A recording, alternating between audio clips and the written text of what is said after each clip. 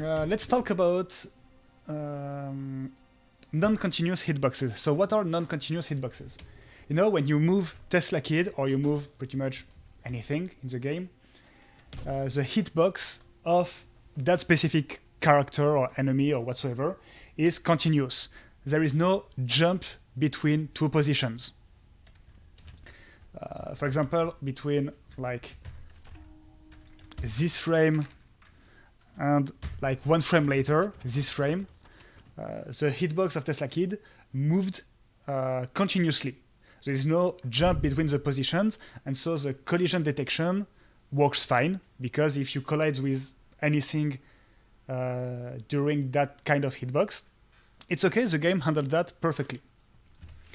But there is one known way, there is one main thing that creates non-continuous hitboxes. It's blinking. When you blink, your hitbox goes from there to there in one frame. There is no hitbox detection in between. And the main effect of non-continuous hitboxes is the blink bounce. Because since I like this, the game checks for collision here, it checks for collision here and blink bounce me, but there is no in between. So non-continuous hitboxes creates what we call blink bounces, because blinking is the only viable way in a speedrun that we create non-continuous hitboxes. But in fact, in the game, there are several locations that creates non-continuous hitboxes, and one of them is against furnace. So let's go against furnace. And as I showcased some minutes ago, you can climb on the head of furnace. Balcony, so like this and like this. And so furnace head has an hitbox. So for example, I don't know if I'm going to reach the head, but you know, here there is an hitbox. And when furnace hits the 3 crates, he will go his head shake animation. He will do the head shake animation. And at the end of the head shake animation, when it goes back to the normal animation, there is a non-continuous hitbox. So let's go here. And you will see it will start the head shake. So that's the start of the head shake. It will go left, right, left, right. It will go on the middle, and when it will stop and goes back to the normal animation, that will create that jump between the head shake animation and the normal animation will create a non-continuous hitbox. And so if I place Tesla Kid carefully, you will see Tesla Kid have the same effect of a blink bounce, but without the blink. So I'll try to showcase that. Okay, let's do it. If it doesn't work, I will try to do it offline. Like this, okay. Did you see that? I won't do it again, so did you see that? So at the end of the animation, yeah, furnace got back to its neutral stance, but the neutral stance and the head shake animation are not perfectly aligned, creating a non-continuous hitbox. And even there, you can see Tesla Kid jumping a little bit at each cycle. It's because the end of the animation doesn't loop perfectly with the beginning of the animation, creating that effect of non-continuous hitbox. There is another way to create a non-continuous hitbox, and it's by ledge grabbing. And that's one of the reasons why I wanted to do my Teslastuff episode 2 about ledges, because it's a pretty cool thing. So when you grab a ledge, I cannot really show you right there. Maybe I can load the hacked version, but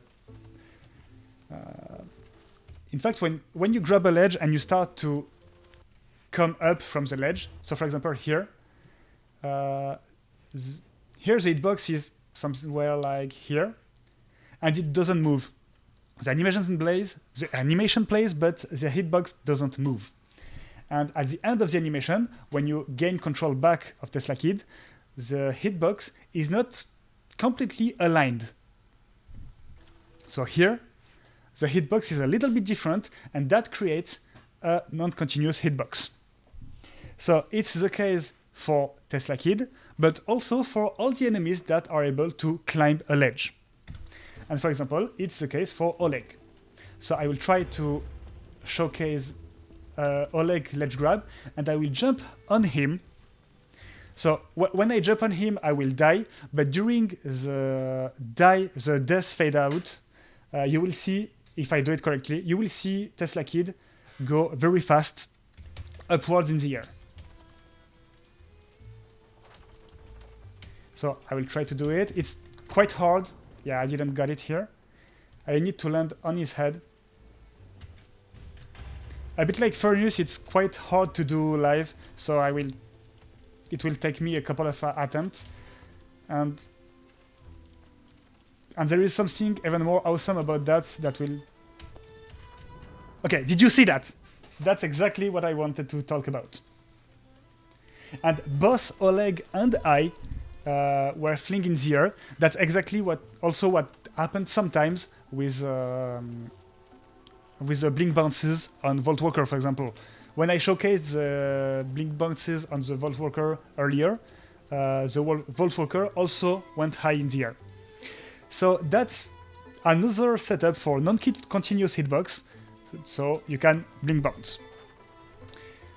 Another news, because as you can see, it is quite useless, but there is one use of that specific bounce, and I'll try to do it.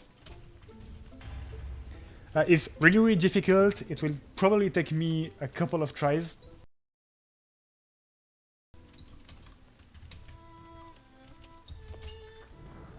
Maybe... Yes! So, what am I doing here? And what is happening? Normally, as you could see, I respawn on the top of the stage church. But here I respawn like right here. And okay, the fade out is a bit strange, but in reality, I respawn way above where I'm right here. So what is happening? Normally, there is no checkpoint between the stage church and the inside of the tower. But in reality, one checkpoint exists. And it has been placed by the developers, but it has been moved up in the air for some reason. I think that, as you can see, Oleg is triggered, and that's a little bit strange that Oleg is triggered at the stage church while Tesla Kid is here.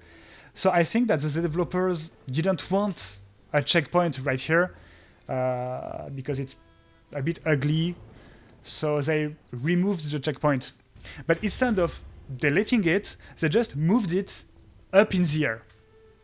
So it's normally inaccessible except by ledge bouncing like this. So what happened is that very high in the air, it's even above the screen here, there is one checkpoint, and it's a real checkpoint. If I reload my save, here I'm at moat, but in fact it's that checkpoint. And here you can see Tesla Kid falling from that high-placed checkpoint.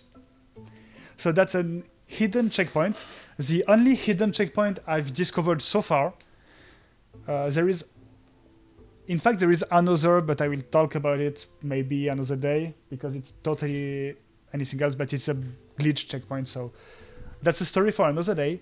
But yeah, ledge bouncing and non-continuous hitbox bounces are pretty much useless, except here to touch the checkpoint that nobody touched before because it's too high in the air.